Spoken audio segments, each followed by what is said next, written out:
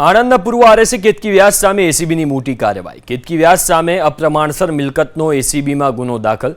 કેતકી વ્યાસ પર 3.56 કરોડ એટલે કે 3 કરોડ 56 લાખની અપ્રમાણસર મિલકત વસાવવાનો આરોપ લાગ્યો છે। આવક કરતાં 68.84% વધુ અપ્રમાણસર મિલકત વસાવવાનો તેમની ઉપર આરોપ લાગ્યો છે।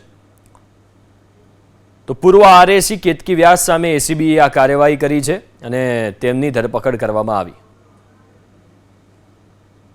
આણંદના પૂર્વ આરએસી કેતકી વ્યાસ સામે એસીબીની મોટી કાર્યવાહી। કેતકી વ્યાસ સામે અપ્રમાણસર મિલકતનો એસીબીમાં ગુનો દાખલ।